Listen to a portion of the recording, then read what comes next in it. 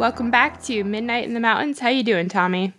Hey, I'm very excited to be here. Thank you very much for having me. Yeah, I'm so glad you're here. Thank you for joining me. I was just on your podcast, so I told you to come on over here. Yeah, no, I love what you do, so I'm excited. We had a great conversation when you come on my podcast, so I'm excited to be here. I'm excited to bring the freakiness to Midnight in the Mountains. Yeah, speaking of, give us your podcast name and then tell us where we can find you. Yeah, so the podcast is called Tommy Collum's Let's Get Freaky, and like your show, we dive into all aspects of the paranormal, ghosts, cryptids, UFOs. We love it all. We normally have a guest on that shares experiences, and sometimes we get into conspiracies as well. And yeah, just like your show, it's open and just fun conversations. Okay, well, let's go into all the weird stuff that's happened to you. What was your first thing that ever happened to you? So I was always one of those weird kids. I still am weird now, but I was a very weird kid. I was always very scared of the dark and stuff. I always felt like something was there. You know, I was always one of those kids. And I'm a lot of kids are like that. I'm not saying it was, I was different. I think a lot of kids are like that. But I was always very aware that there was something else in the dark, I would say. I was always had that feeling that there was more. And I think we was about 6 or 7, we moved into this house. And it was a nice house. We was there for many years. We had some good times there. But it was a haunted house. There was a lot of freakiness going on in that house. And, just your standard, you'd hear people walking around at night whilst everyone was in bed, cold spots, noises, weird noises, the standard haunted house. But there was me and my brother shared a room and we had bunk beds. And I was on the top bunk, he was on the bottom bunk. And we both had experiences in our room where we saw something. And my first kind of big experience was I woke up during the night. And if I woke up during the night and all the lights were off, I freaked out. I was straight, and I still don't like the dark now, to be honest, but I was straight up in my mum and dad's room. I just didn't like the dark, still don't now. But on this particular night, I woke up and I've looked down and all the lights were off in the house.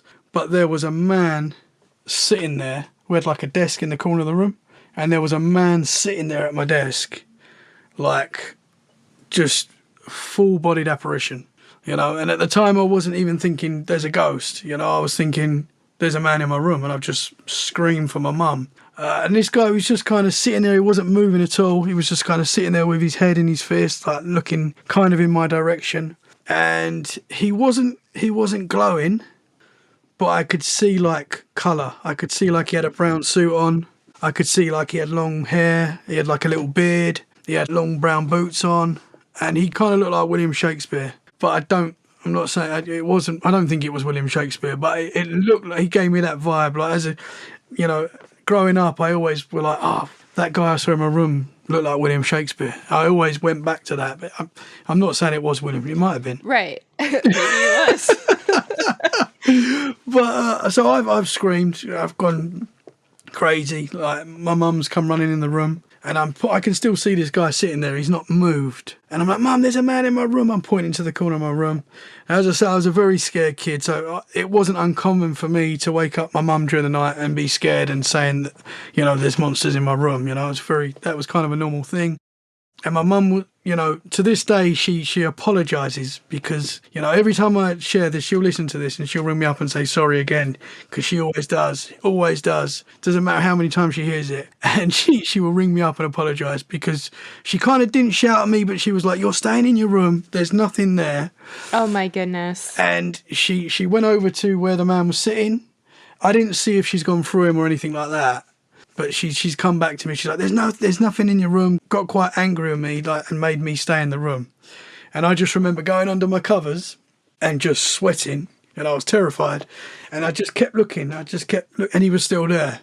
Like he stayed there all night. It didn't move, just there. And I somehow fell asleep that night. And I woke up the next morning. I don't know how I fell asleep because I was so scared, and I was just under my covers, just sweating. And I just woke up, and from that moment on, I was like, I've seen a ghost, and that's kind of changed everything, really. So, do you think it was residual because he didn't move at all? It was just kind of some kind of like imprinted thing? Yeah, that's kind of where I am now. I mean, there's a lot of different theories with ghosts. I think there's a lot of things that could be going on with ghosts. But yeah, the fact that he didn't move, as far as I'm aware, he didn't even blink. I can't remember him like at all moving. He was solid like me and you are now. I didn't see breathing or anything like that. I can't remember seeing any movement. So yeah, he could have, it could have been like a trapped energy, something like that. But it was very strange. I always felt like there was something there, but that was the first time I'd seen something. That's so strange because I feel like it's almost scarier to have something like that and just not even moving. Yeah, yeah. It kind of put me on this path that I think I'm on now because it was, from that moment, this stuff was like undeniable to me. That was like my moment that I was like, this is real. A lot of people say to me, like, you could have been dreaming, you could have been imagining. I don't think I was. I don't think you were either. I can't completely rule that out, right? But I think I have seen other things since then, and I did see something else in that house. But I think I would have seen that a lot more often if it was in my imagination, I really think that would have happened a lot more, I think. How old did you say you were when that happened? So I was around 10. Okay. So I wasn't super young. I was old enough to kind of, understand this kind of stuff a little bit. In the same room as well. So my brother was on the bottom bunk and he woke up one night. And my brother's a lot more sceptical than me. So when he tells this now, he kind of does think maybe he was sleeping. And maybe he was. But he woke up and he saw two red eyes just in the same kind of area where I saw the man. And he just saw these two red eyes just floating towards him. And he said they just disappeared. And that's terrifying. I think that might, I don't know if that's worse than what I saw. It's obviously... I think that's worse. I think it's worse. So he's 3 years younger than me, my brother. And I don't know if this happened before or after, because we didn't really talk about it at the time. It wasn't until we left that we all said, I'm so glad we got out of that house. I remember my dad saying it when we left that house. I'm glad. I feel a weight has been lifted because there was something that the whole family felt that there was something there that wasn't right. If they believed it, then why did your mom, make you go back to sleep in your bed and not be like, okay, come on, you could go on the couch or come on our floor or something like that? That is a good question. Why, Mum? But she did. I mean, she was very good normally at letting me get in bed with them, and I think they were just getting to the point where they were like, no, you're 10 years old now. You need to start staying in your room. And I get it. But me and my brother, throughout our teens, we used to like sometimes go and sleep on the floor in my mum and dad's room because we was always quite scared. And I think it was probably just because of being in that house and experiencing what we experienced. Oh my God, yeah, that's traumatizing. Yeah. But I think my mum, as I say, she apologises to this day. Yeah. Like she will hear this episode and ring me up and say, I'm so sorry. So, yeah, I mean, I forgive her. Yeah. Oh, hi, Mom. Yeah. But my mum and dad, they didn't see anything in the house, but they had like the vibe and they heard the noises and, they think it was a haunted house as well. You say you moved in there when you were young, right? Like you weren't born into that house, right? No, I was about 6, I think, when we moved in that house. 6 or 7. I think I was 6. So I'm thinking, like, what happens the first time that you guys hear these footsteps at night? Do they think there's an intruder in the house? Yeah, I mean, I feel like stuff like that. I can't remember when that started, but I feel like that was always like a thing. Mm-hmm. I can't remember the first time I heard like something walking around at night. It was just something that we just sort of lived with in that house. But I did have, as I said, I was weird. I was a weird kid before. Like I didn't like that in the house we was in before. I didn't like being in my room at night as well. I was always like scared. I was always a bit of a weird kid. Maybe it wasn't you though. I mean, like you can obviously see things and feel things, so you're picking up on something. So there probably was something in your other house too. Yeah. Because I think we spoke before. There is, I think paranormal's everywhere. Oh, I do too. Yeah.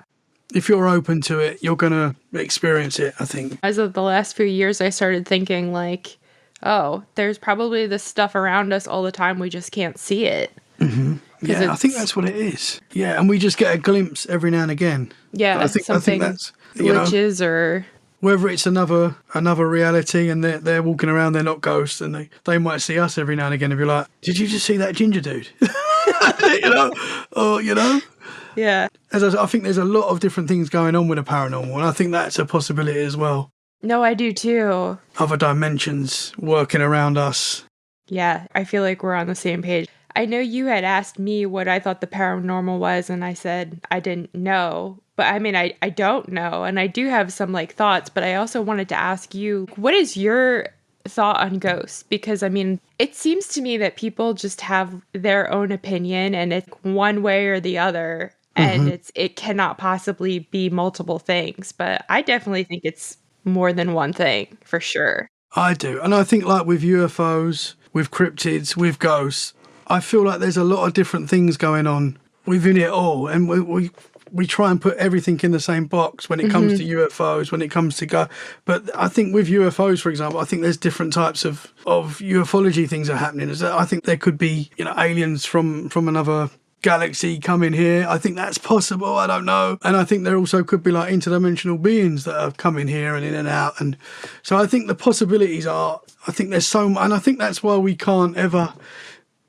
never going to get to the bottom of it, because there's so many different things going on. And it's very confusing. And my opinion changes every day with the paranormal. Like one day I think, it's this. And then I'll talk to someone like you and you'll mention something and I'll be like, okay, yes, you've got a good point there. It could be that. It could be that, So I don't know. I know that doesn't answer your question. I think there's a lot of aspects going on. There are many different types of ghosts, basically. I think that's what I'm trying to get at. No, I do too. I think it's so weird to me that there's people that are like, oh, ghosts aren't spirits of dead people.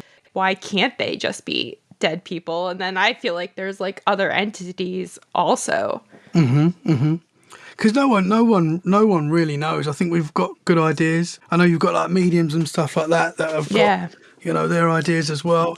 Until we can't ever prove exactly what this is, what is going on. All I know is that there is definitely stuff going on around us that we can't always see, and sometimes we do see. That's where I am with it. There's definitely more around us going on, 100%. Yeah, I definitely agree. I saw something else in that house as well. Okay.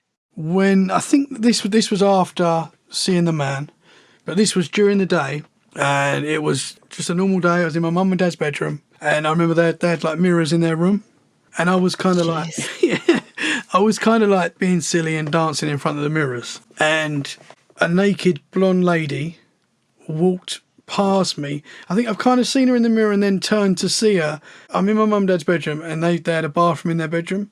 And this lady's like walking into the bathroom, and I'm seeing her, I'm following her. Now the thing is, my mum's blonde, and she would sometimes walk around the house naked. That wasn't uncommon for her to do that. So I was just thinking it's my mum. So I saw that, I followed this, what I thought was my mum, into the bathroom, and I've gone, Mum, just started talking to her, followed her into the bathroom, and then there was no one in the bathroom. And I was like, I just remember being so confused because I saw what I thought was my mum walk into a solid form as well. It wasn't like, it was just natural. Like I just thought it was my mum walking around. So I've run downstairs and my mum's in the kitchen fully clothed. And I was like, Mum, did you just walk past me? And obviously she didn't, but I was like so like confused because I'd just seen what I thought was my mum. And she was like, no, I've been here the whole time. And I just remember just being really, that I still like, I can't, obviously I saw something. Did you say you saw her in the mirror reflection first? I think I did, yeah, because it caught my attention and I've looked. I mean, I was kind of standing, the door was to my right, so I could have seen it kind of in the corner of my eye. I think that maybe picked it up in the corner of my eye first, and I got a good look though. I followed this, whatever it was, for at least a couple of seconds. Do you think, oh my gosh, I have so many questions. I mean, either it was like a ghost of the house, or do you think it could have been some kind of like time slip of just your mom? A good point. You know, that's a good point. That is a good point. Yeah, I mean, someone did say to me quite recently, a doppelganger. Yeah, I've heard of doppelgangers since looking into this kind of stuff more, but I never put that experience as a doppelganger. But it definitely could have been. It to me it looked like my mum. It was just my mum would walk around the house naked. But that wasn't my mum. That's such a creepy thing to me is doppelgangers, is when things mimic you or they'll like mimic your voice. That just really unsettles me. I just feel like there's no good that can come from whatever that is. Absolutely. Well, I can tell you something recently that happened in the house that I'm in now. No. Regarding that. I don't know if you want me to get into that now, but It's up to you. We'll go where it's up to you. I don't care. So I can go back to the haunted house after, but so this is quite recent. So obviously I do a paranormal podcast, as you know, that when we talk about this stuff, I think we kind of invite it in more. I feel like that happens when you look into the paranormal. I feel like you kind of ask for it a little bit. That was going to be my question. I was going to let you finish your whole thing, and then I was going to be like, do you think it's because you do the podcast? Because I've heard other people say things, what you're about to say, like that. Yeah, absolutely. I've had paranormal experiences throughout my life, and I've been fascinated by the paranormal throughout my life as well. But I do think when I started Let's Get Freaky, whether it's just because you're thinking about it more, which it might be that, but I was noticing a lot more things. And I feel like with the paranormal in the house that I'm in now, it's like it goes through spells. So at the moment, for the last 4, 5, 6 months, I think I get really bad at remembering times and stuff. But for a while, it's been pretty calm. It's been pretty good. But before that, there was a spell where it seemed to be affecting my whole family. There was like a feeling that wasn't nice, and it was, I don't know what it was, but it seemed to be growing, and there was a lot of things that were happening around the house to me, to my wife, to the kids, and it was like, this is not good. And my wife's like, you might have to stop doing this podcast. And I'm like, no, I can't. Like, no. I can't stop doing this podcast. But it got to a point where I like prayed out loud, you know, and for me that works. You know, everyone's got their own way of dealing with this kind of thing. But for me, I remember, because I pray quite a lot anyway, it's something I do. I prayed out loud twice, and like with real intent, you know, and for me, touch wood, that has worked. Like after doing that, it kind of stopped. But there was a big build up of activity, and I kind of lose track of when things happen, but I'll tell you the kind of things that were happening. So, for example, I just finished doing a podcast. It was about 3 o'clock in the morning UK time, which is normal for me. And I've gone downstairs, and I can't go straight to bed after doing a podcast. So I have to like wind down for about an hour, whatever. And I'm making myself a cup of tea, and I'm just not even thinking anything paranormal. I have just done a podcast, so it could still be in my mind. But I've heard very clearly, Dad, like that. What? Yeah. And I was like, I've turned around thinking one of my kids are going to be there. Yeah. And there was no one there. And I was like, oh my gosh, what was that? My heart's beating really fast. I've gone upstairs to check the kids. Everyone's in bed. Everyone's asleep. That was a weird thing. That was very strange. I'd just done another night. I just finished a podcast. Now, so tonight, I record upstairs. I've got my own little studio upstairs where I record. I will leave all the lights on downstairs. So when we finish this tonight, I'm a big scaredy cat, as I say. So when I finish, I like it to be light. So I'm not walking into like a dark house. So all the lights are on downstairs, and I always do that. Always leave the lights on. And I'd finish this podcast, and I know I left the lights on. And and I've gone downstairs. All the lights are off, and I was like, obviously, all the podcasts I do are kind of scary. I'm always talking about paranormal stuff, but this one in particular, like the lady was lovely, but she was really scaring me, like what she was telling me. And I was like, whoa. And she said something, like, oh, they're going to be coming to you now, the ghost that I'm talking. And I was like, oh, great. And then that happened. And then the lights are on. And I was like, okay. So I've gone downstairs, turned all the lights on, front room, kitchen, all the lights are on, gone into my front room, gone back into the kitchen, the lights off. And I promise you, I left the light, and I was like, oh my gosh, something's playing with me here. So again, I prayed out loud, and I was like, that felt like there was something going on there. Yeah, that was, yeah. It's just. But I'm kind of flabbergasted right now. Because that is the thing. Like this stuff, it is fascinating, but there is like a dangerous side to it, which does worry me. There is a dangerous side, and stuff like that is, you know, you've got to be careful. But yeah. That to me, that's just like you speak that into existence, and it's like she just literally sent it Yes, to you. and that is the thing as well. Yeah, that's kind of how it felt. And I'll say this as well. We did do another interview that I couldn't put out because there was a lot of technical difficulties when we spoke. And that night, I came home from work and all the lights are off when I get in. One of the downstairs lights are on, and I was like, no. That's not a coincidence. Yeah, I don't believe in coincidences. No. Yeah. No. So that was quite strange. But yeah, but there was a lot of things going on. So another night, I just finished recording, or I was editing, doing something in this room, and my dog, out of all the kids, he sleeps better than any of them. He's got a little cage that he will get into at night, and he will stay in there all night, and you will not hear a word from him. Like that word, obviously, he's a dog.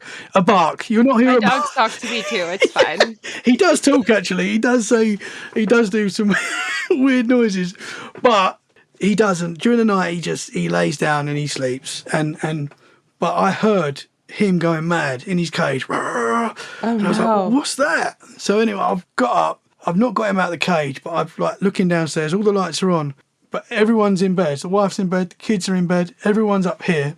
I can hear someone walking down the stairs, like really loud. There is someone walking downstairs, moving stuff around. Like I'm hearing like as if things are being moved around downstairs, really loud. And I know, like, honestly, I'm thinking I'm being burgled. There is an intruder in my house. That is how I wasn't thinking ghost or anything like that. I'm thinking there's an intruder in my house. It was so loud. Bang, bang, bang. So I've got the dog out.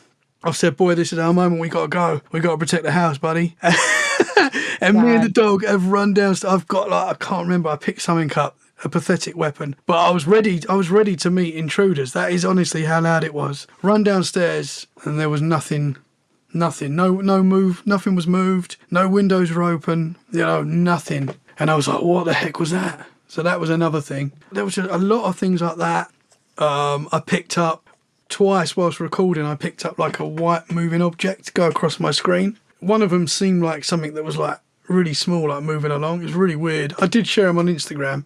That happened. Whilst I was at work, my wife heard me. So I call my wife Treek. Her name's Lois, but I call her Treek. I'm the only one who calls her that. And she heard me shout, Treek, from another room whilst I was at work. And she said that she was just like, she just couldn't believe it.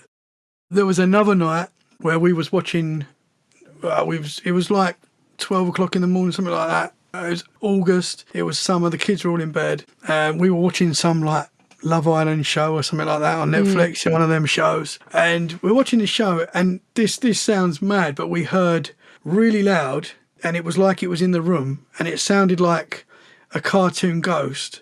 It went, oh, like that. Like a Scooby-Doo thing or something. like a joke ghost. That like you, and we heard that really loud. It like lit the room, and I was like, we looked at each other like, what the heck was that? I checked the house because it didn't seem like it came from anywhere else, but I still checked all the house.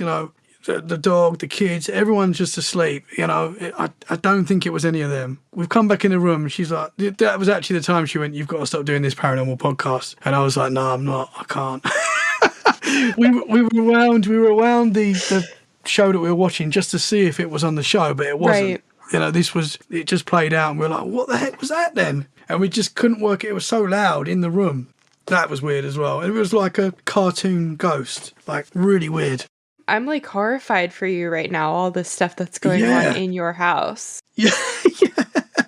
So there's more. There's more that happened. Let me ask you this, though. Did this, because I know you said you were bad at timelines, but like, did this happen before you spoke to that woman that was like, oh, the ghosts are going to come to you now? That's a good question.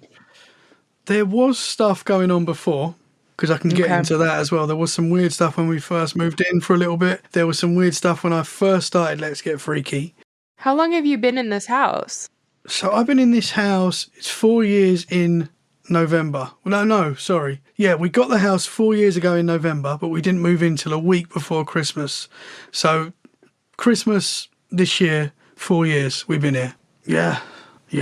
Wild, I know. Yeah, there was a lot of weird stuff happening. This is another really weird thing. So I've woke up a couple of times in this house. It's not happened. This happened quite early on in being in this house, and I don't think this happened before I spoke to the lady. So I think this is before that anyway. When I was 21, in the house that we moved into after the haunted house, we moved into a new house. There was some paranormal things that happened there, but it wasn't like, I wouldn't say it was like a haunted house. There was some weird things. I think it happens everywhere, but there was one night. So I was 21 when this happened, and I was at university in London at the time. But I used to come home every weekend to stay at home because it wasn't far from London anyway. And me and my brother shared a room again, but we was on the top floor of the house. We had like a loft conversion, and me and my brother had that. That was like it was like a little flat. We had our own big room, our own wardrobe, and our own bathroom. So me and my brother had that little space. And I woke up one night, and there was the shape of a man standing over my bed. Now I thought it was my brother, because I just thought like he's trying to scare me. So I tried to punch my brother, thinking it's my brother, and I've kind of gone through this thing and made like a noise as I've done it. And my brother on the other side of the room turned his side light on and was like, "Bro, what's the matter? What's going on? Well, are you okay?" And I was like, "I thought you were standing over me." And I just remember being like, oh. Now, that could have been like a dream. It could have been like a stress thing. But this is what I'm thinking at the time. Like, this is at the time I'm thinking could be, my imagination, whatever. I don't know. But it was like the shape of a man. You know how people say darker than the dark? It was that. This was darker than the dark. And I didn't know really about shadow figures at this time. I knew a little bits, but not really as like we know now. Like a lot of people have seen shadow figures and explain it the same way now, but I didn't really know about this at the time. So it wasn't until kind of listening to podcasts and hearing other people talk about seeing these shadow figures that I was like, I had that when I was 21. I woke up and there was someone standing there hovering over my bed. And that's happened twice in this house where I've woke up and there's been the shape of someone standing there. Did I hear correctly? Did you say you punched it and it made a sound? No, Oh. I made a sound. I think I made a sound. Oh, okay. Yeah, I've kind of gone through this. It's just there, and I'm thinking it's my brother. So I'm thinking I'm annoyed because my brother scared me. Mm-hmm. Yeah. And he's freaking me out because he's just watching me. And why would you do that? So I've tried to hit him.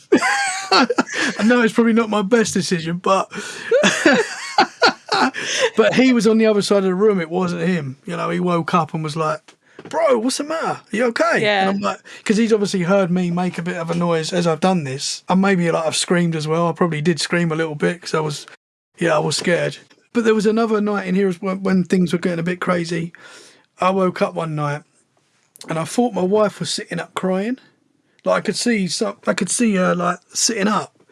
And I was like, "Are you okay? What's the matter?" And I've sort of put my hand on her back and gone through this thing, looked down, and my wife is asleep. And I was like, oh. And again, I mean, I jump to the paranormal all the time. Like I can't help it. I'm always jumping to the paranormal, and I'm trying to be a little bit more skeptical. But yeah, I was like, what the heck was that? I saw her. Like I saw the shape of her crying, and I'm like, why are you crying? And I've just gone through it, looked down, and my wife's sound asleep. That was another weird thing. This is a weird house. But I mean, it's actually not a weird house, really, because now it's fine. At the moment, touch wood. Holy shit. Yeah. I have chills. You saw her. She was sitting in bed next to you is what you saw? Yeah. I mean, again, you could argue I woke up, so could be kind of asleep. But I don't think I was.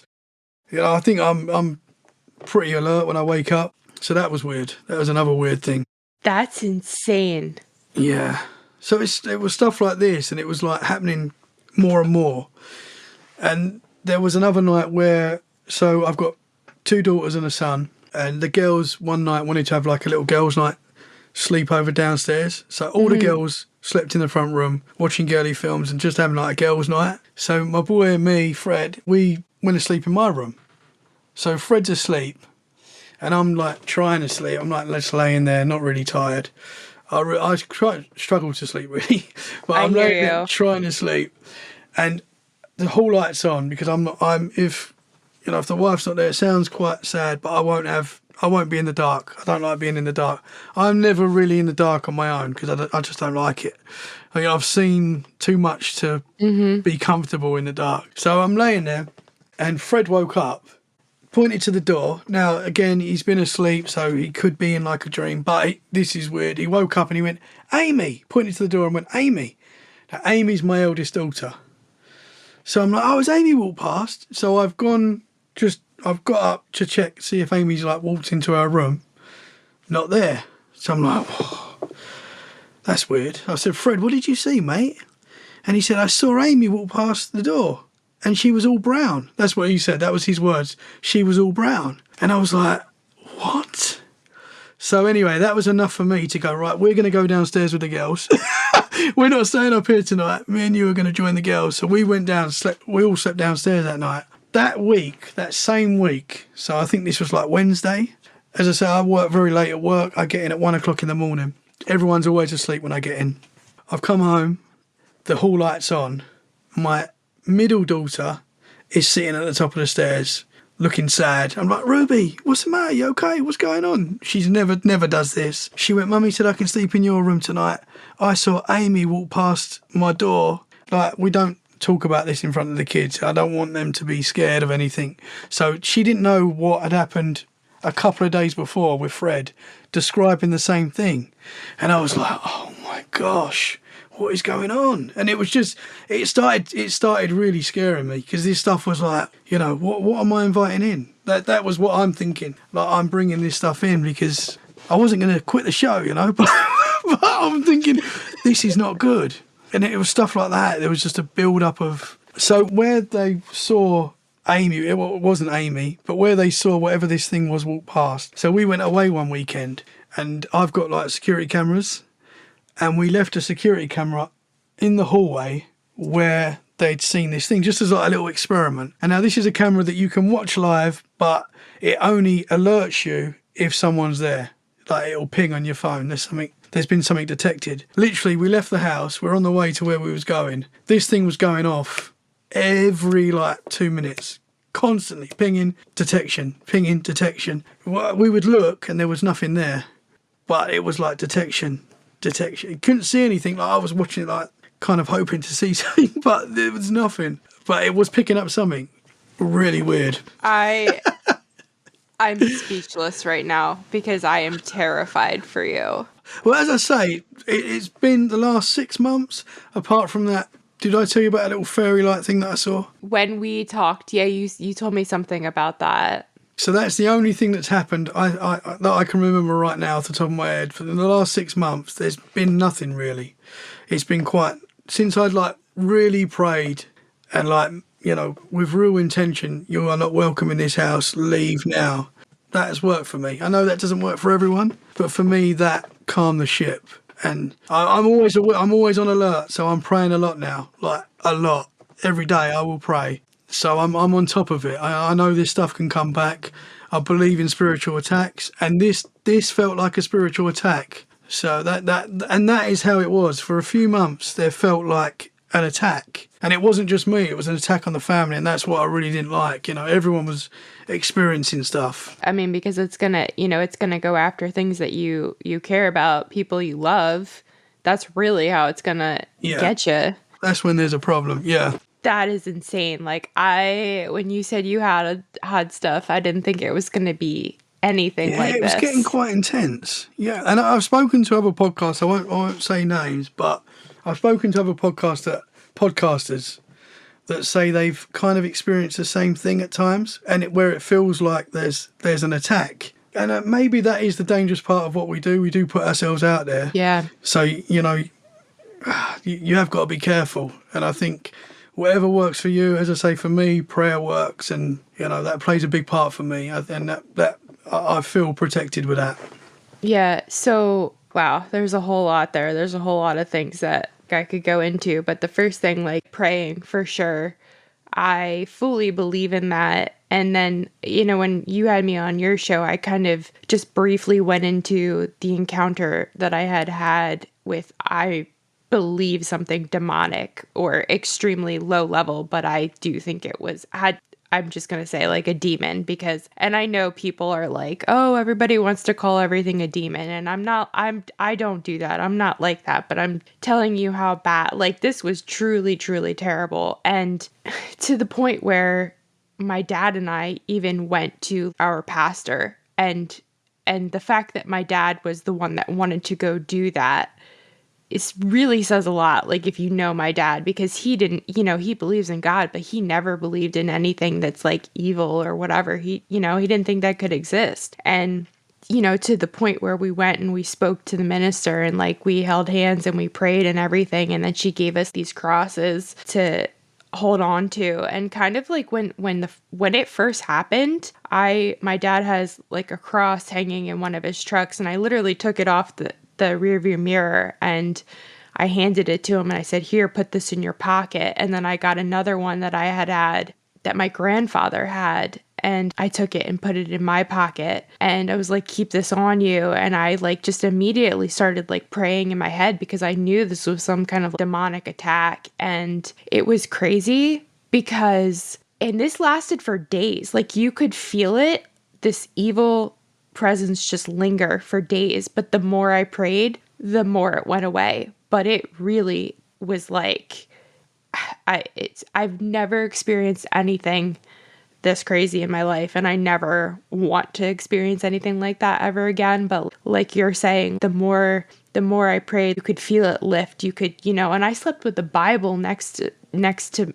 my head, right next to my nightstand for like, I think, a couple weeks or something afterwards. And I kept this cross that our pastor had given to us. I kept it on my wrist all the time. And actually the crazy thing about that is when, well, not the crazy thing about that, but like just something that I think happened is when we went to Burnbrae Mansion, I took it with me because I would always take it everywhere I go, paranormal places. And that morning, when we're still there, I had gotten up and I went to go take a shower, and there was hooks in the bathroom to put all your stuff on. And I think that I took the cross off my neck and hung it on the hook, and I haven't seen it since. So I don't know if I misplaced it or if I left it at the freaking Burnbrae Mansion. Oh no. Yeah. So I kind of want to see, I thought about calling them and then I'd, to see if it was there, and then I never did. But when we go back, I kind of just want to mention it to them and be like, hey, did you find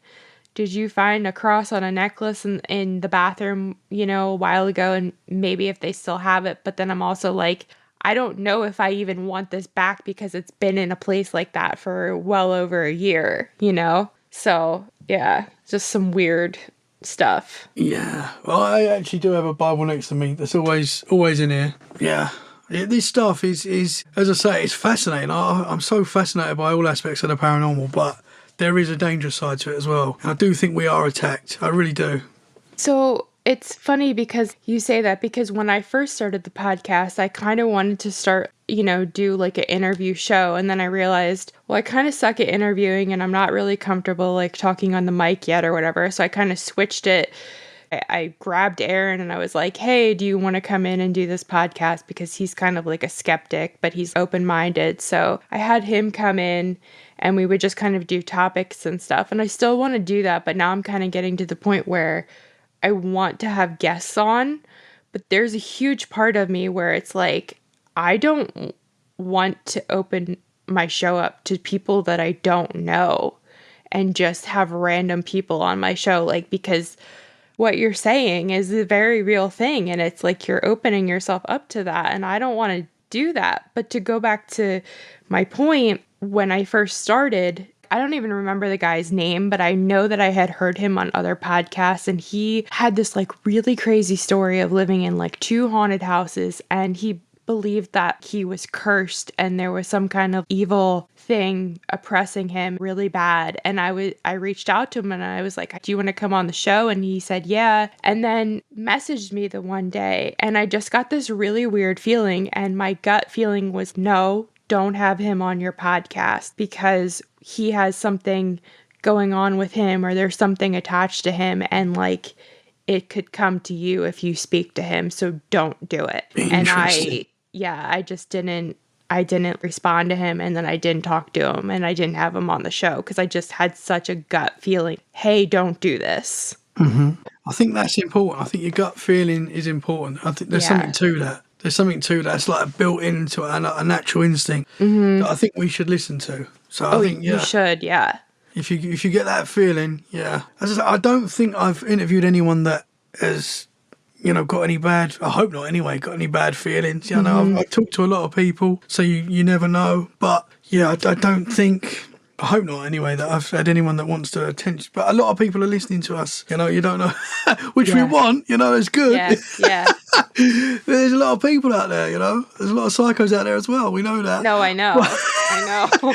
When I first, because I got into listening to podcasts, and like Confessionals was one of my favourite shows. I started listening to that. I think Sasquatch Chronicles first, and then went to the Confessionals. But I remember at the time thinking, when I first started listening to it, I probably shouldn't be listening to this stuff because I'm going to invite it in. I've had experiences myself. I know how dangerous this can be. And now I'm doing a paranormal podcast and I'm talking about it every day. So I've gone completely against my first gut instinct. That's the same thing. I've talked to Jason about this from AFK Discussion Podcast. And I always, like you had said, you have a hard time sleeping, and I've always had a hard time sleeping my whole life. And so I'll put YouTube on or a podcast on just to kind of make my mind shut up so I can actually fall asleep. And I always told myself I'll never put anything paranormal on to fall asleep to. And now I do it every single night. Because I feel like there's something you're unconscious, and something can get into your subconscious when you're sleeping. Maybe I sound crazy, but I do think that's true, but I still do it anyways. What are we doing? But it's so fascinating. It's so fascinating, and that's the problem. It's not a problem. It's great, but there's so much more going on around us, and it's not all negative. I don't think it's not all positive either. So it's just being careful, listening to your gut. And whatever works for you as well. As I say, faith and prayer, that helps me. Like I had said too, because spirit box and ghost gear and things like that. And I always say, I'll never use a Ouija board ever, because I still feel like there's something about them. I certainly don't think that your grandmother is going to come through on a Ouija board. I just, period, the end. I do not believe that would ever happen. But I find myself, maybe kind of lately maybe I would use one. If my friends are going to use one, maybe I'll join in, what am I doing? Yeah. So I don't know. There is, you're definitely opening the door when you're using them. I know I talk to a lot of people that use Ouija boards. I've heard a lot of people that kind of maybe not big believers in the paranormal that have had big experiences with Ouija boards. I've heard a lot of people that are not really had anything happen, but I did use a Ouija board this one time and the glass smashed and flew across the room and stuff like that. You hear that quite a lot. Crazy. Yeah. I do think you are opening doors, but it is interesting. It's so interesting. And it's kind of addictive, because I don't know if we're ever going to get the answers to this stuff. I don't know if we ever fully can in this realm, but it's fascinating. It is. No, that's what I want to know what's going on. That's what I always say. I'm it's like a drug, because if something happens, you're I want to find out more. I want to, I want more of whatever is happening. Yeah. It's good, but good in a fascinating way, but not so good in other ways. Yeah, man. This paranormal stuff. I've had quite a lot of experiences, and it does feel mad when some of the stuff that I share. I think we kind of get used to this kind of stuff, and it doesn't seem that crazy to us anymore. But because I'm telling you what's happening in my house, and I'm not thinking it's actually wild. It really is. But I'm not thinking it's that wild anymore. And I've experienced other weird stuff. Like when I first moved into this house before we had a dog, like I think I was just starting Let's Get Freaky, or it might have been just before. We're all sitting in the kitchen and we're having dinner, and I saw a black cat run past me, and I've jumped out my skin because a black cat has like run under my legs and, you know, out the room, and I've seen it. I'm like, what the hell? I've seen a black cat. And I've looked all around the house, you know, all the doors were shut, all the windows were shut, and that was weird. That was like, what was that all about? That's really like a lot. That's crazy. Yeah, man. It is wild. You should go ghost hunting. Well, maybe you shouldn't, but like, I think if I don't know that I have the ability to see stuff. I really want to so badly, but it certainly sounds like you have the ability to see some stuff. I think it's weird. I think because, you know, people say to you like I think we've all got the ability to see stuff. Yeah. I think it's to do with being open to it, I believe. I think if you believe in this stuff, like the chances are you're going to see it. I really do. Where's mine? Hello, where's mine? True. Well, you had the witch experience where you saw the witch. Yeah, so you've had some. I'm happy not having any more experiences now. I really am. Like, I think I've had enough to like believe and know that there's more going on. I'm sure I will have other experiences, and there has been other experiences, but I'm happy to not see any shadow figures at night. Please. I mean, that's kind of crazy, like, when you think about it, because we're at the opposite right now. I want to go out to places and I want to see things, you know, like pretty bad. Like, I really want to see stuff. But then you're at the point where you're like, no, I'm good because it's in your house. And and you don't want it terrifying. In your house. No. You really don't. That's you want to be safe. You want to feel safe in your house. You want to feel comfort. You don't want to be worrying about, you know, something looking at you. That's it's quite scary. I've not even told you about the devil dog yet. I say devil dog. What I'm about to say, it might not be a devil dog, but when you put it all together, it's weird. So when we first moved into this house, I've always been like, I'll stay up late. Even before I started working a later shift, I still stayed up late. 2-3 o'clock in the morning, I would still be up. And I would sit in the front room, and literally outside the window, I'd hear like a growling. And I don't know what this was. Like, I would hear a growling. And I would look out the window, and I would assume that, I don't think he's there now, but there was a Rottweiler like across the road. Now, I used to think that they're letting their dog out just to have a wee or whatever at like 2 o'clock in the morning. But I used to think, why would you let your dog out when you got a backyard, you know? But I used to think that it just sounded like a big dog outside my window. And this happened quite a few times. But I never saw a dog outside. I always, every now and again, I'd look, but I'd never see it. I just assumed it was this big dog. And it might have been. I'm not saying it wasn't, but it was weird. So that was the first thing that happened. And then so we've got a big forest behind us. Like, it was a big reason why we moved here, because I love walking through forests and stuff. And that was a big reason why we come to this house.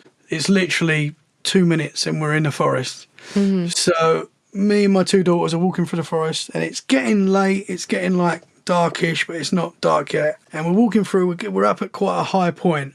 And Amy, my eldest daughter, who would have been around 10 at the time, freaked out. She said she saw something. I was like, okay, calm down. What have you seen? And she went, I've just seen a Bigfoot, Daddy. Like, I've just seen a Bigfoot. And I'm like, okay, no, in my mind, I'm thinking, you've not seen a Bigfoot.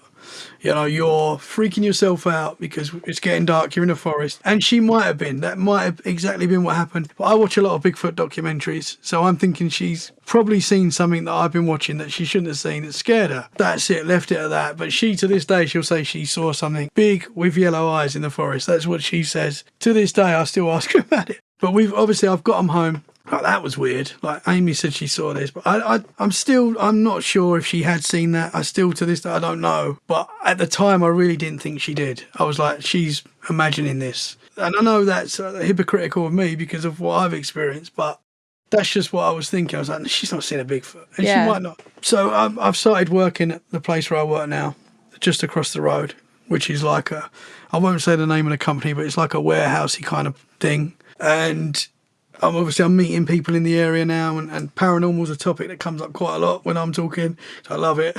And I'm talking, and this girl's telling me that I'm working with that there's a devil dog law in our forest. And I'm like, what? She's like, yeah, we've got a devil dog. And she said it's in a book that I've got where, you know, people claim to have, you know, basically like a dog man, you know, like red eyes, you know, you'd hear this thing, you'd smell it. Like, there was all these different accounts in our forest. And I was like, this is amazing. Because I obviously at the time I love this stuff. I'm thinking, we've got a devil dog, Laura, in my forest, in my backyard. And they call it the devil dog. And it's like, at the start of the forest, there's like a red brick path, which sort of leads you into the forest. And apparently this is the path where people feel uneasy as they're walking along this path. People might smell it. People might see it. This girl herself had experiences where she thinks she came in contact with this thing. Her dad had experiences. So she's like sharing this with me. So I'm like, okay, that's weird. So I'm starting to put the growling outside my window. What Amy saw when we was in the forest that time, I'm starting to put it all together. I'm thinking, maybe it's something to do with that. This is what and to this day I still can't, I don't know, but other things happened as well. So we then got our little dog, Blue, who's a Staffordshire Bull Terrier, lovely little dog, not scared of anything or anyone. Like, he's crazy. He's a crazy dog, but like a friendly crazy. He's not like aggressive. But I take him over the forest every day, still do today. Always take him up the forest. And we go on all these different routes. You know, there's loads of different routes we go on. On 2 occasions, my dog has freaked out at seemingly nothing in that forest. He's done it twice. He's only done it twice. He's not done it recently. But we was walking through this one path, and it was my wife, my 2 kids, the dog, and he's always like in front wanting to run off, but I've got him on a lead. And he's all of a sudden stopped, and he's either seeing something or sensing something that has freaked him out, because he started backing up and like whimpering, scared, as if something's there. And I'm like, Blue, what's the matter, man? There's nothing, there's no other dogs, there's no other people. We get big bulls in that forest that just run free. But it wasn't them. There was no balls around. So I've picked him up. We've carried on walking along this path, put him back down, and he's fine. Absolutely fine. Let's carry on walking. So I said to my wife, I've got to go back and have a look. Just see if there's anything there, because it's weird that he's just freaked out at nothing. I've walked around, looked around. I was like, I found a big patch of poo. And I took a picture of it and sent it to like some Bigfoot researchers that I know and said, is this Bigfoot poo? And they're like, no, it's cow poo. And I'm like, okay. I just thought I'd check because my dog's freaked out at nothing. So that was that, another weird thing. And he'd done that twice. He also done it again with my wife like a couple of weeks later, where he, again, in a different area, freaked out at nothing. Like, and it's so out of character for him to do that. I know he's a dog and, you know, but it was like he's seen or felt something that's made him scared. Really weird. And then... I know this sounds wild. There's more. The kids, they got new bikes. And this is going back a little while as well. And I used to take them up the red brick road and then into the forest with their bikes. And there was this little path that they could go down, which was like, it seemed quite long. It's probably like a quarter of a mile, maybe shorter than that. It wasn't too long, but it feels like quite a long path. And I would stand at the top and watch them ride down and come back. They like to do that. And it was a nice day again. It was getting late, but it was still light. The girls have gone down this path, both of them on their bike. And at the end of the path, I have seen at first what I thought was like a fox, but I was like, no, that's big, and it was like grey, and I'm thinking, okay, it's probably a big dog. It's a big dog, and I'm expecting like the owner to walk with the dog, because there's no like wild wolves or anything like that in this forest that we know of. And I'm waiting there, and my 2 girls have got halfway down this path, and they've seen this dog, whatever it was, both stopped on their bike, freaked out, turned around to me like panicking, and are riding back to me fast. As they've done that, my little girl's fallen off her bike, so I've run down to her, got to her, looked up, and this dog, whatever it was, is not there. And I said, Ruby, what's the matter? What's happened? She went, I saw a wolf, Daddy. And they both said that they saw like, and again, it could have been a big dog. It was on all fours. It was grey. But it could have been a big dog. There's all sorts of different dogs that are in the forest. But I didn't see any owner. But I was like, okay, let's go home. That was enough for me to be like, okay, let's go home. And when I put all this together, it's like, oh, there seems to be something to that. I find that fascinating, but scary at the same time. No, and I mean, the fact that you have a dog, and obviously I'm sure your kids like your dog, and I'm sure they like dogs. Oh, yeah, they're dog. I don't think that if they saw another dog somewhere while they're riding their bike, they're going to be like, oh my God, Dad, there's a wolf. You know, that's not That's not going to Yeah, happen. yeah, that's a good point as well. They love dogs. Yeah. And this freaked him out. It was a fair distance from where I was, but at first I'm thinking fox. I'm like, no, it's grey and it's quite big. And it Yeah. was like, yeah, no owners. You know, I guess an owner could have called it back, but I don't know. I will never know. But when I put all these things together, especially the growling outside my house, that was really weird when I think about it. Yeah. That really is scary. Yeah. But I need to investigate it more. I really want to do. I do night walks in that forest, but I don't go like deep in. I get a bit scared. But I do want to like do like a full night walk, get really deep in. Obviously with other people. I won't do it on my own. Yeah, don't go by yourself. No. I have thought about it. I've been like, should I just go down? I know I would probably do the same thing. I would probably go so far and then I wouldn't, go all the way. Well, the red brick path when you walk in, which I do walk at night, I do go on that and take the dog round. That's kind of lit up. There is lights there, but then once you get past that red brick road, you're in the forest, and yeah, I've not done that, and I've been here 4 years. It's quite weird. I should have done it really, but Well, I don't think it's after hearing that. That's not weird. yeah, That you haven't done that. So yeah, Wow. it sounds wild, but that's No, I believe you. I fully believe you. My friend has literally seen a dog man, or what he calls a hellhound. whoa. Yeah, this is a whole other thing, and I don't want to take away from your stories, but he saw something, and when we were like 16, because we're the same age, and he still to this day won't go into the woods unarmed. He told me that he has slept with a gun on his nightstand or in his nightstand every night since then. And he used to do farm work, so he would be in a tractor in the cornfield. And lo and behold, I mean, how many dogman stories have you heard where, they're in cornfields, and he would have every single light on the tractor lit up because he felt like something was just going to come out of the wood line and come after him. Like, it really, truly, I know this sounds crazy, but like, it really, truly changed his thoughts and ideas and stuff. So now he just he listens to so much paranormal stuff, and he'll listen to like anything with Dogman or anything because he's trying to figure out what the heck he saw. I had him on my podcast for an episode because I had asked him for a while, I wasn't going to push him. And I was like, do you want to come on the podcast? And he was like, no. And then just maybe within the last year, his dad saw something just like he saw it.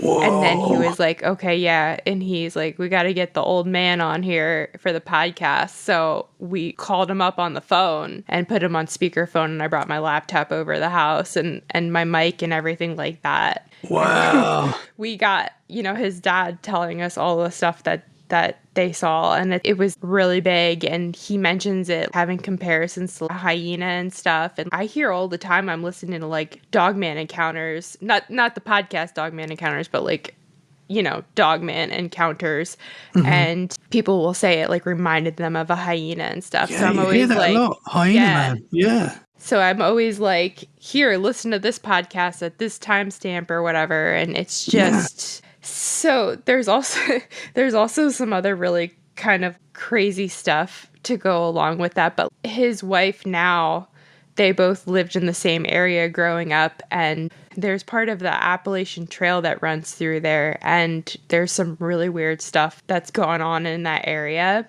I'll go into that another time. I'll talk to you about that for sure. Yeah, it's interesting. I went there this summer because my dad wanted to hike that part of the trail, and it was extremely intense. It was probably like 80 or 90 degrees out that day, and I had goosebumps, and I started feeling like I was going to burst into tears, and I got really, really scared. And the whole thing was I was dropping my dad off at a point, and he was going to hike up the trail, and then I was going to go pick him up at another point up the mountain when he got up there. And my friend met me there because she's like, yeah, this is the spot that's really weird because I used to hike here all the time, and then all of a sudden one day it changed. So her and I meet up, and I mean, I'm maybe 10 feet into the trail, 15 feet into the trail, and I'm feeling how bad the energy is in this spot, like immediately. And I was not expecting that to happen. And the crazy thing This is so crazy.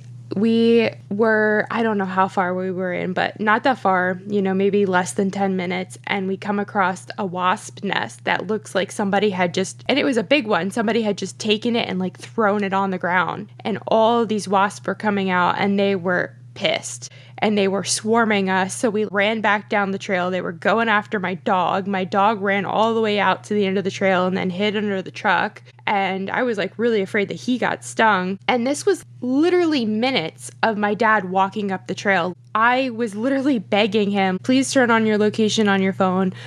Please don't go. There's something wrong with this area. And he's like, what? He's like, is it haunted or something? And I said, yeah. I'm like, there's really bad stuff that's in this area. And I'm like, you're not going to believe me, And he's like, no. He's like, I know just what you're saying. He's like, I've felt stuff like that before. So I think my dad feels stuff like that too, but he doesn't talk about it. And he's like, I'll be fine. And he's so stubborn. And so he just left, walked up the trail. And literally she's pulling in the parking lot of the trailhead as soon as my dad's like walking away. So I walked right back out. And, I think she changed her shoes or something. And then we walked right back in. And there's this huge wasp nest that's on the ground broken. So when I pick my dad up, I go and I say to him, did you see that wasp nest? And he's like, no. He's like, I don't know what you're talking about. I'm like, how did you not see it? How did you, like, it was literally like somebody had just pushed it over. He's like, no, he's literally had no clue. Okay, that's really weird. I have no idea what that means or what that is, or if that's something trying to be an aggressor towards us and hurt us, or if that's something protecting us, saying, hey, don't go up this trail. I don't know.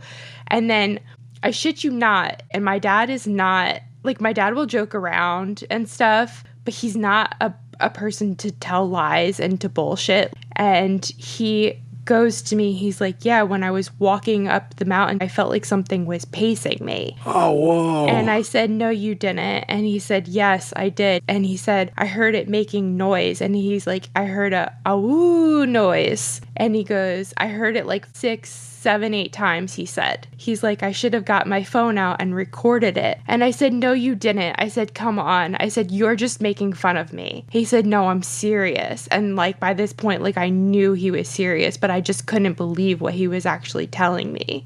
Wow. And yeah. I don't think I've even talked about this on like any podcast or anything get him yet. On the podcast. You got to get him on. I thought about taking, because I have like a nice recorder, so I thought about taking that and just kind of like placing it on the table and making him talk about it or whatever. Because he's not going to come on the podcast. No, that's not going to happen. But yeah, just secretly film him. So Dad, that time. Yeah.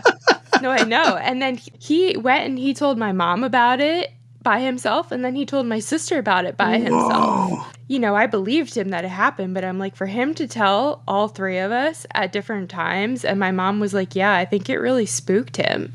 Mm-hmm. And like for my dad to get scared, that's another level of something. That's good confirmation for you, like when someone in your family, as you say, someone that is not into this kind of stuff normally, but has had that experience. Yeah. Yeah. And there's like more into it, and I could tell you later, but I don't want to.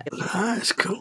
I've taken away from your not at all. Not at all. It's so interesting because with like the Dogman, Bigfoot, the big thing in the paranormal world are these things like supernatural or flesh and blood? And I know there's like big arguments about that. Yeah. And like we were saying before, I think it could be a bit of both. I think there could be flesh and blood creatures out there that we just can't catch up with. And I do think there are I think that the one that, if there's a Dogman in my forest, I think that's supernatural. Mm-hmm. Because it's like it acts in like a ghostly way, like how a haunting happens, but in a forest, But I do as well believe that there are flesh and blood creatures out there like that as well. So are they the same thing or are they something different? But we just put them in the same box. I don't know. I agree with you, though. Are you under the impression when you say flesh and blood, do you think that they're like undiscovered animals and they're just regular animals? Or do you think that they go into other dimensions, but they are flesh and blood? Yeah, that's very possible as well. That's where my mind is. Like, I think, okay, they are flesh and blood, but I think that they can totally jump dimensions or something. Yeah. Because, just the topic of Bigfoot is crazy. And that makes sense why we can't catch up with these things. If they can do that, if they can cloak, or if they can go through portals. I've talked to people that, that I trust, that are telling me they've seen something coming out of portals that's big, like fits the description of Bigfoot, So I think that's possible. And you get like skilled trackers that are like following these paths and all of a sudden they're gone. Like, how does that happen as well? It just doesn't make sense. No, there's too many weird stories that go along with Bigfoot for them to just be flesh and blood. Like, I'm sorry. I agree. It's not. I agree. I find it weird how there's like that you get like arguments in the Bigfoot community with that. I'm like, don't argue about it. Let's just all put it out on the table. We can't prove if we're right or wrong. Let's just sort of put it together. A lot of people have supernatural experiences when they see these things. So, there seems to be something to that. I just think it's like incredibly close-minded. If, with all the stories that there are, to just be like, oh yeah, it's just a big ape in the woods. Dude, no, it's not. Come on. Stop. Just stop. But I mean, I don't know, I could get into it another time, but I've had like a weird experience where I didn't see a Bigfoot, but I think I encountered one. Let's go. Okay, so like, don't tell me twice. I'll go right into it. So this was a couple years ago, and I was hiking. The reason I think I know of this area is that there was this guy who came on as a guest, and there's like 2 other podcasts that he was on. So this guy is in Pennsylvania, and he has this Bigfoot experience, and he went on to two other podcasts to talk about this. So I went out to this area with my sister and somebody that I'm not friends with anymore. And as soon as we pulled into the forest area, I got bad vibes. There's something wrong with this area. This isn't good. And we pull in at the parking lot, and it was a very hot day, and it smelled like hot, rotten garbage, like dead animals, stunk so bad. So we're like, okay, I had thought maybe somebody just threw trash somewhere. Didn't think anything of it. We go hiking, and when we got kind of where the spot was that we were like kind of up a hill, we were going to turn around, and my sister and the other person I was with, they saw a white light in the woods. I think they saw 1 or 2. I didn't see it. And there's another thing that's super weird, and this might not mean anything at all, but the fact that my sister and I felt the same way about it. So we're walking, and we passed a spot for a campfire, because I think in this area you were allowed to make a campfire if you had wanted to. And we didn't think anything of it, but we got to a second spot where there was a campfire, like the remnants. It wasn't actually burning at the time, but you could tell somebody had made a fire. And my sister and I both looked at each other, and we just kind of cringed, like, oh, we just got these really bad vibes from this fire. So I don't know if somebody was out in the woods doing some kind of weird ritual that they shouldn't have been doing or something, but that's the only thing I can think of, because why else would the 2 of us have been like, oh, something's wrong with that? Yeah. So whatever, we, turn around, we go back on our hike, and when we were coming back, we would catch these smells of, it almost smelled like sour beer or something. And my sister at one point had texted one of her friends who hikes all the time saying, oh, it could have been this, or it could have been that, or whatever. So kind of have an explanation for it. Maybe we didn't. I'm not really sure. And at one point during the hike, I had thought that I heard a roar up in the woods, but nobody else heard it. And I just was like, okay, that was weird, because it made me think of a tiger in the woods. And I'm like, well, there's definitely not tigers in Pennsylvania that are, So we're getting back to our vehicles. By this time, the sun had just gone down. It's twilight, basically, and it's getting harder to see out. And this still scares me. Like, this still creeps me out to this day. We heard something like charging through the woods at us, barreling through the woods. Love charged. Literally, yes. Whoa. Yes. Branches breaking, leaves being stepped on, and I thought something was going to come out and freaking charge us. And I'm like, oh my God. And I'm saying to my sister, I'm like, get in the car, like, get in on my side, don't get in on your door, because it was closer to her. And it freaking terrified me. We got in, and like we locked the doors and pulled out of there as soon as I could. And I remember we were hearing things hit the vehicle on the way out. Now that could have been falling sticks or something like that, or I could have been driving over broken branches or something, but I remember that happening. and it really freaking scared me, and I was like, I'm never going back to that forest. I was so scared. But I mean, looking at it today, yeah, I'll go back there now. Enough time Yeah. has passed. But the other thing that I didn't realize until I got home was that it didn't smell like rotten animals or garbage when we came back to the vehicle. So that tells me, like, was it a Bigfoot? Because it, if there's something bad smelling there, it's not going to go away in like 2 hours. Absolutely. And that fits the description of Bigfoot. People describe a horrible smell out of nowhere. Yeah. And this guy that was on these 2 other podcasts, like, that's what I can't remember if he saw a Bigfoot in those woods or if he got bluff charged or something like that. So that was the whole, I kind of did a really bad job of setting that up because I got sidetracked and started to go into my story. But yeah, I think I did anyways. I don't know. That's wild. Yeah. Like, I love Bigfoot stories and experiences. And I always say I'd love to see a Bigfoot. Like, that is like my dream in a weird way. That is like my dream. But I can imagine it's so scary. Like being bluff charged in the forest by something that you can't see. Yeah. Because it could be, and even if it's a bear, that's scary. You know? Yeah. No, I was terrified. I was so scared. I had no idea what it was. Bigfoot. We never saw anything.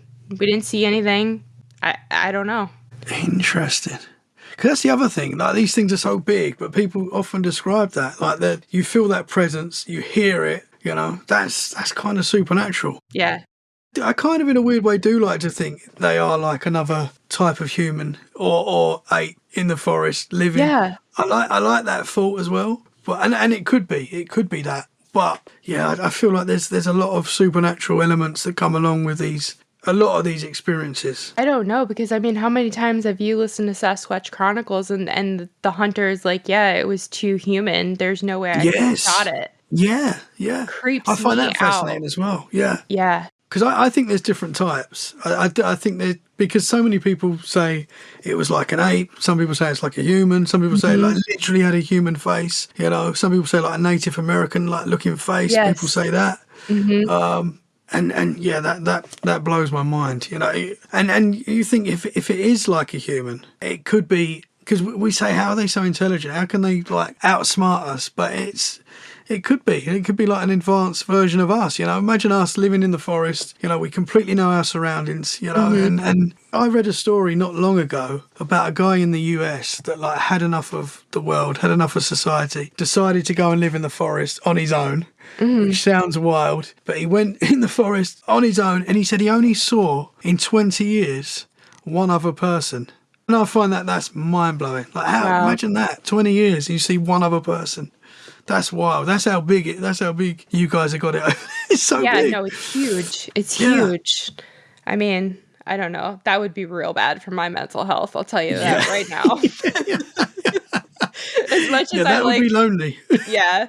I get so fed up, like, when I go places with my sister and there's too many people. I'm just like, I can't do this. Why did we come here? I just want to move to the mountains, just be isolated. But really, that would not. It's nice to have a bit of both. It's nice to be in the forest on your own, and then it's nice being in a nice restaurant with loads of people as well. It's yeah.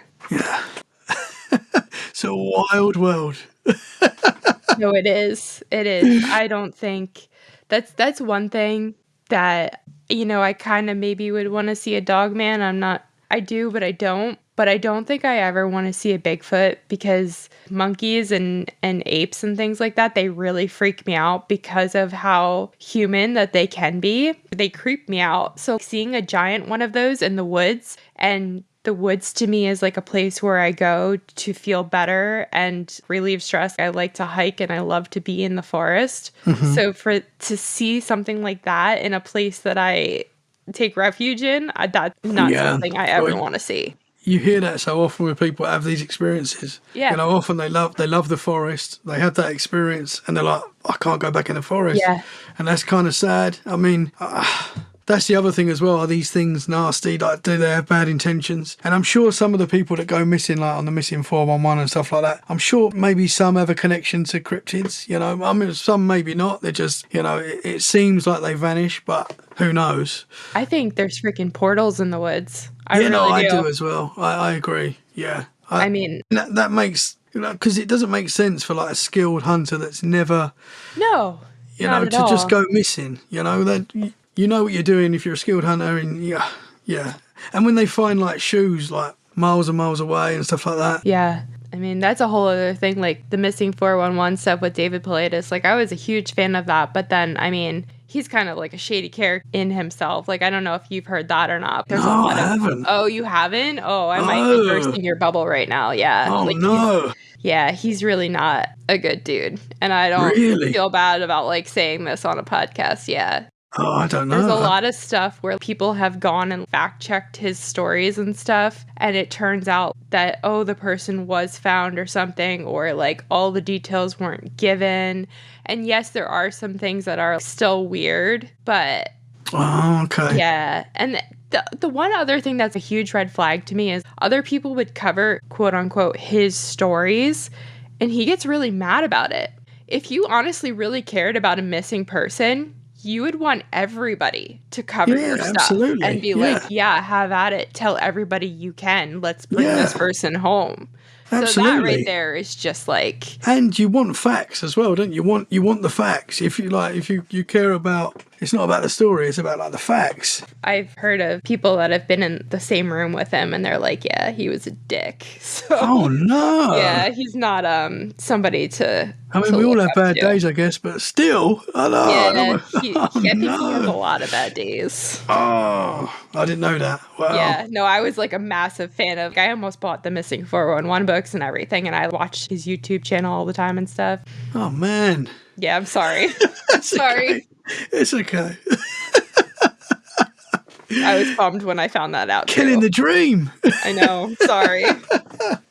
But They regardless, say don't meet your heroes, don't they? They do say that. Don't meet no, your that's heroes. 100%. Nobody is who you think they are.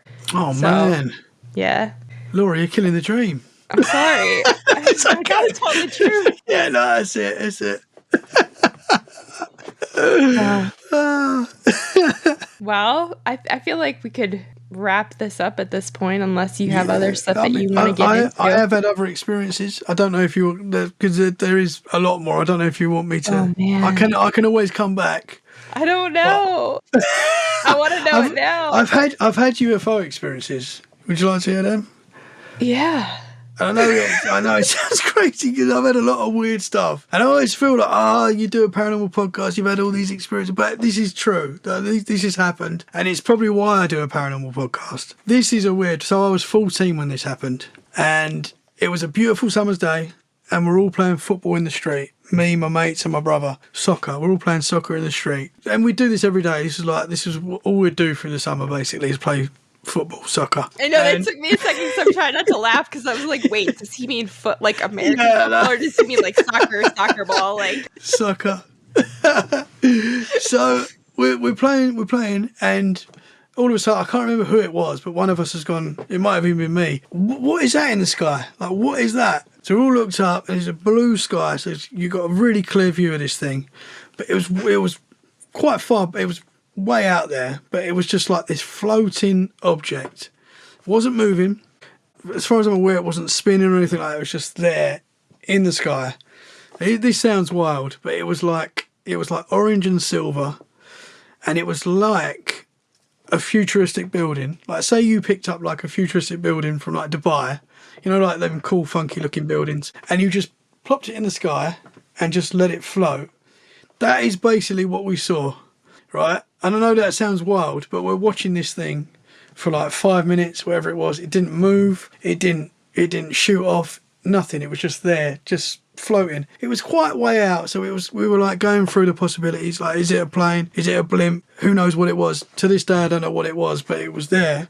And it kind of looked like I couldn't see windows on it, and I don't know if I'm like putting this into my mind now. At the time, I can't remember seeing windows on it and stuff, but they did seem to be like it was way up there. So I don't know if I'm like adding this myself. I Right. don't I know what know. you mean. Yeah. I really don't know if I'm adding this, but I imagine like patterns on it and stuff. That's how, so possibly windows and stuff like that. But all I know is that it was like a futuristic looking building in the sky, orange and silver. And I don't know what it was. We watched it for like 5-10 minutes, whatever it was. And this really bugs me.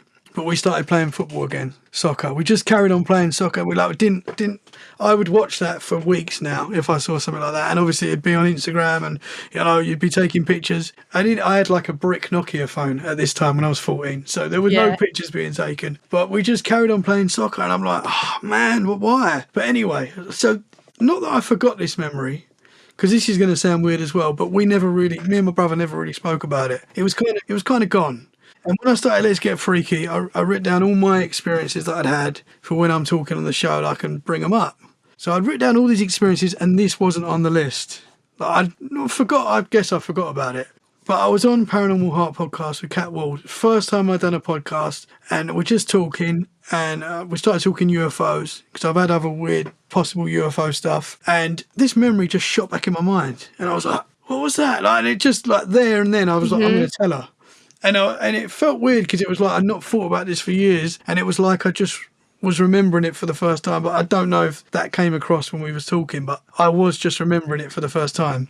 Told her what I saw, and we were like, that's wild and stuff like that. And I was still like in my mind thinking, what was that, man? Like, why have I not remembered that? That's such an amazing thing to see. My brother listened to that podcast a couple of days after it came out, and he rung me up and he said, bruv, what was that thing we saw that day? I remember seeing it. I remember that as well. And I was like, oh, I'm so glad that you remember that I'm not like just making this out of nowhere. You remember it as well. I'm not going crazy. I'm not like fabricating this thing. We both saw that we both remember it. No idea what it was. And at the time, I wasn't interested in UFOs and stuff at the time, but I don't think as much as I am now. Like now I'm like fascinated by that. Yeah. And ufology is like a massive, obviously, conversation worldwide now. Like it's a huge conversation. It's completely changed in the last 5 years.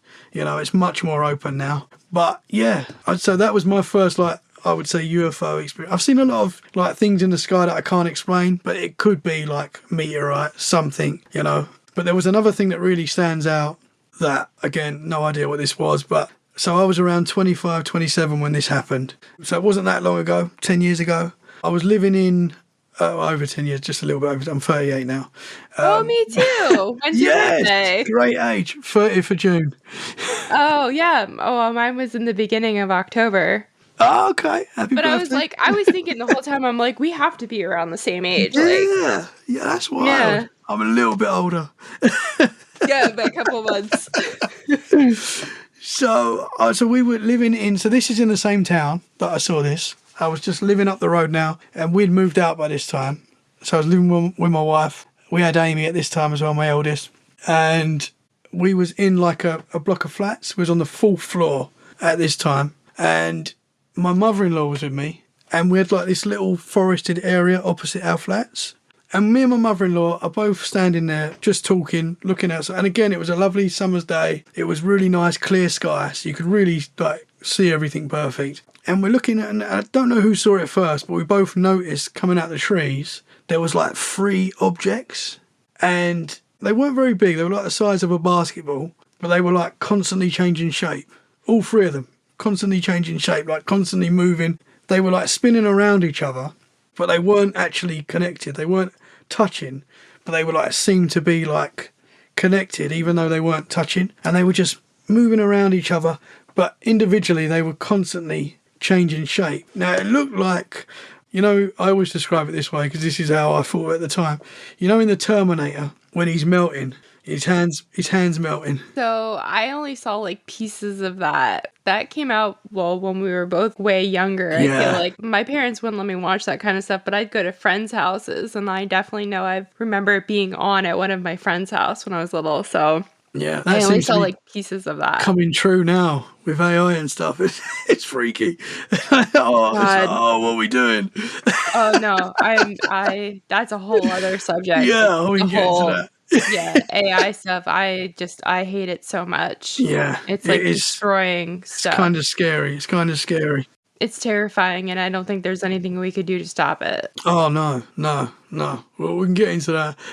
But, like, say Flubber, the film Flubber? Yes. Like the green thing. Yep. So say kind of like that, but like a thick silver colour, these things, all of them. And we're watching these for like 5 minutes, right? So we're getting a good look at these things. They're pretty close to the window now, so we can see them, me and my mother-in-law, and we're both like saying, what the heck is this? And we're watching it. And it just goes up and up and up, and then it gets so high up, and then you just saw flash, flash, flash. All three of them just shot off into the atmosphere, gone.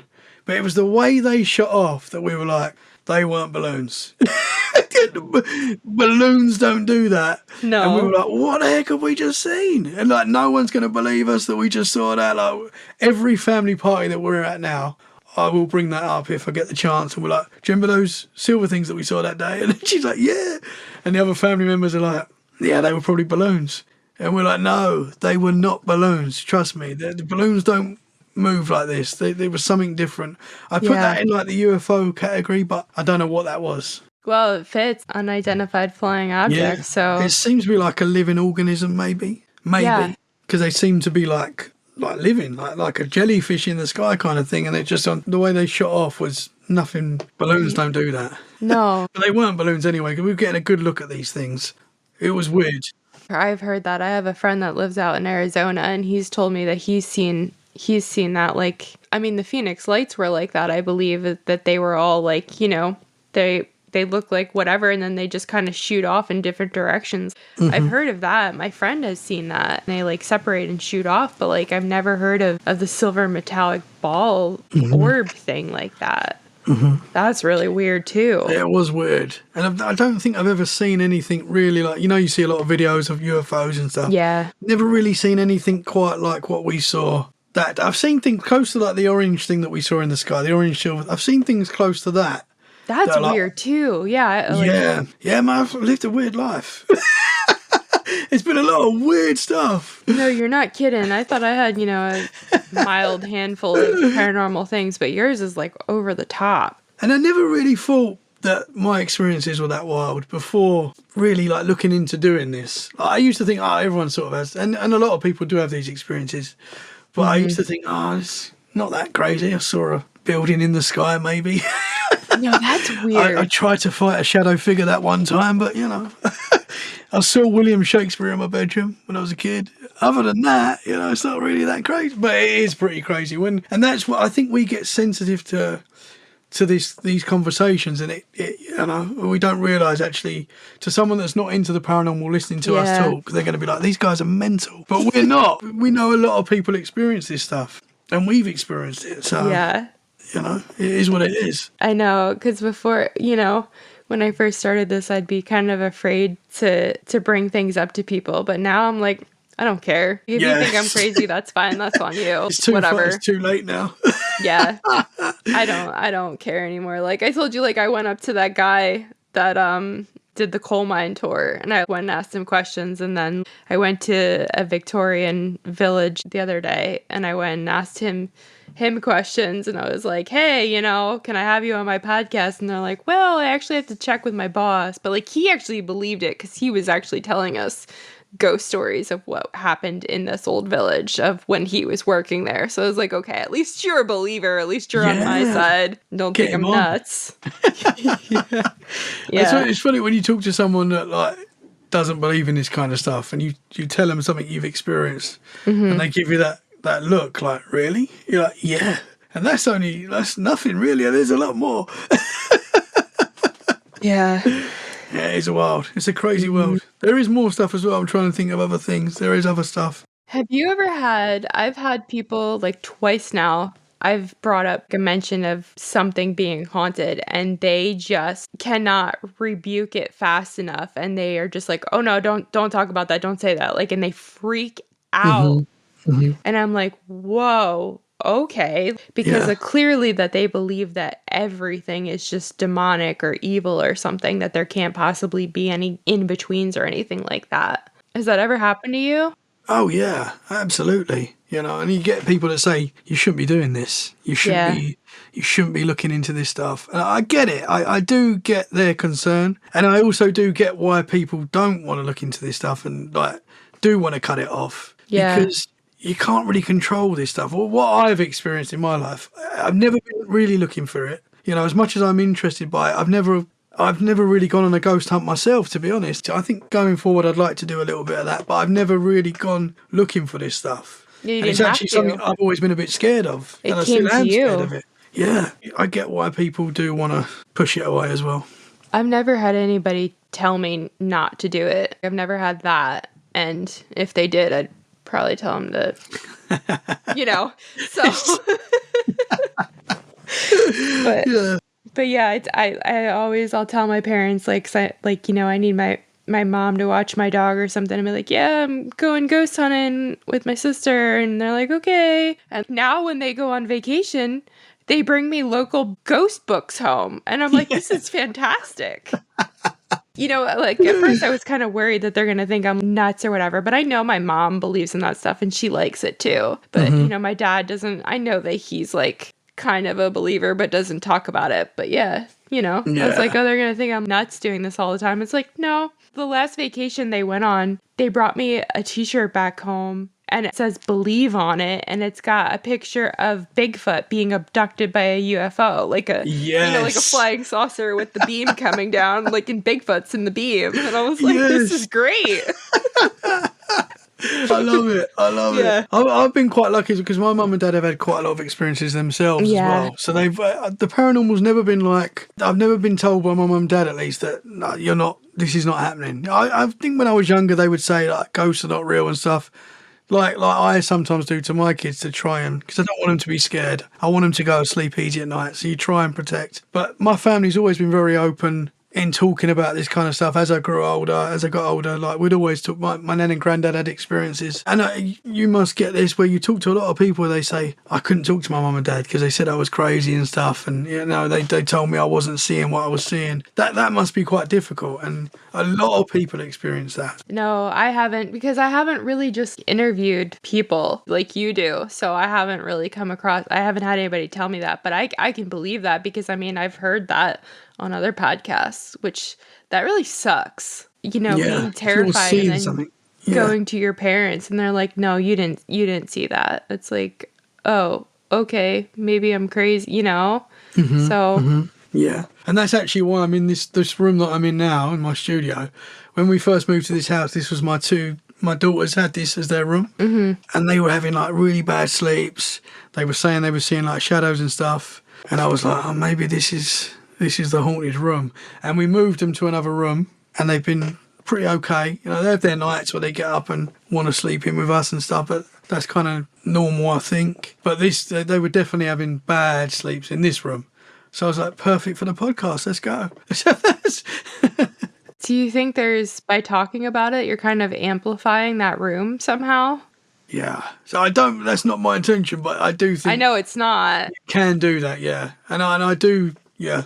I know you do praying and stuff like that, but I personally, I do that, and I have crystals, I have Palo Santo, I have sage. I will use that stuff, and I swear it works, whether it's just the intent behind it. But I have felt like it does work. And there was one time my dad's cousin did Reiki on me, and like I was going through it really bad time in my life, and she did Reiki on me, and then it was like extremely intense and really terrible feeling. Like I cried my eyes out, and it just it was bad. And then I had her do it again on me, and I had said to her, can you do something to make it not so intense? And she's like, well, I can't, because the energy's energy, it's coming out, it's whatever. But what she did was that she took crystals and certain different types, and she lined them up all around my body. And when she was doing whatever she was doing, I could, this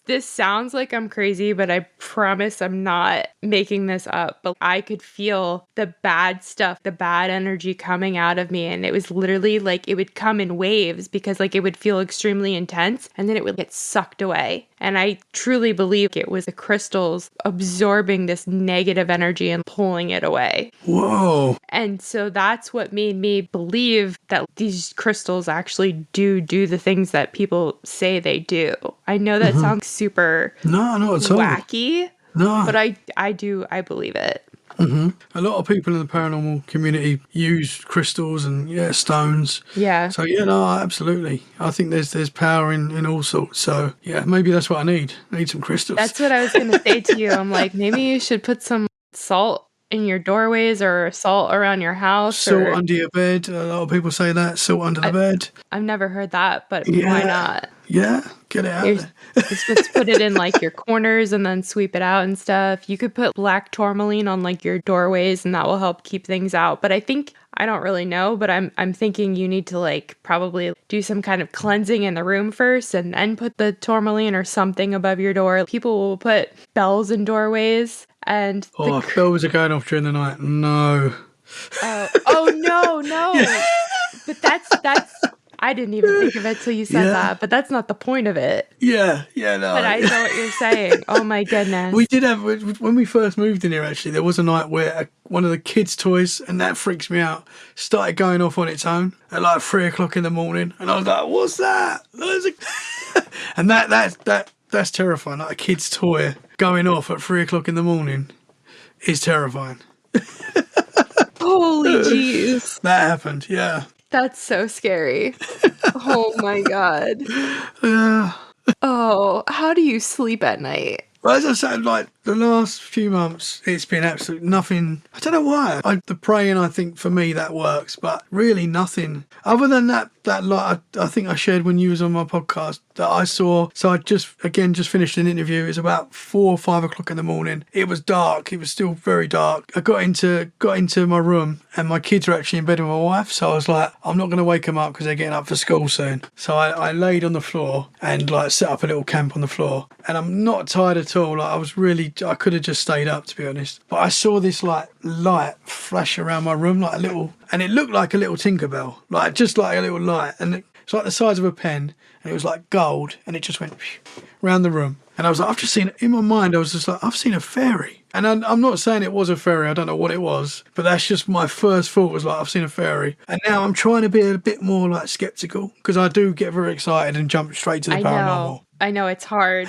I'm trying to get better at that because everyone's like, yeah, it could be this. So I picked up my phone and I'm like trying to like recreate a light just to see if it wasn't my phone because it was off next to me. Mm-hmm. I'm just trying to see if I can make something similar. It wasn't that. There was no cars going past and we've got quite thick curtains that stop any light getting in anyway, so it wasn't that. Don't know what it was, but that was the last kind of thing that I think has happened to me recently. It was quite a while ago now, but yeah. And that wasn't like a bad feel. I didn't get a bad feeling from that or anything, and I wasn't worried at that time.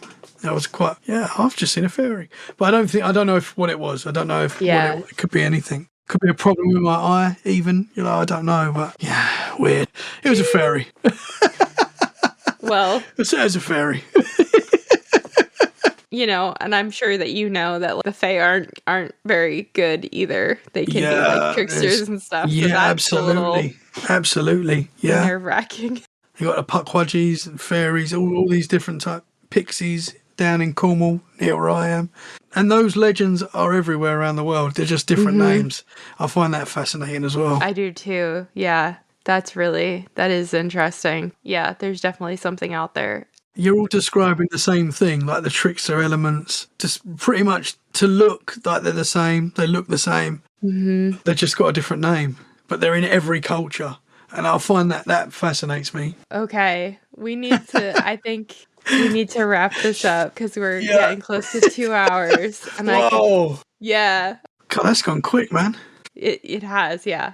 I could totally keep talking, but we could separate this until do a part 2 or something if you're up for that. Yeah, I love talking about this stuff. So, and there's more that's happened. So I'm happy to come back and talk more. My mind is blown right now. This is some wild stuff. Really, you've had a lot. Yeah, it's weird. As I said before, I don't feel like but I have. When you just get not used to it because it's always scary, but I've had quite a lot.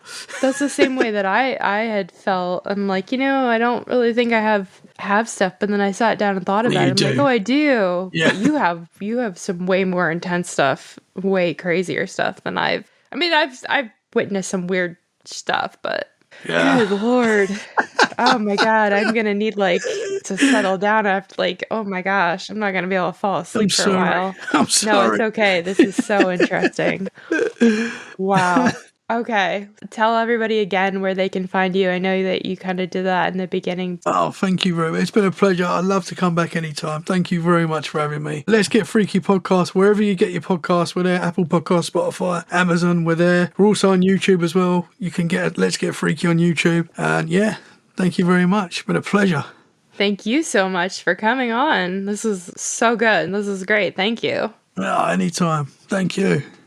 All right, guys. We'll talk to you later.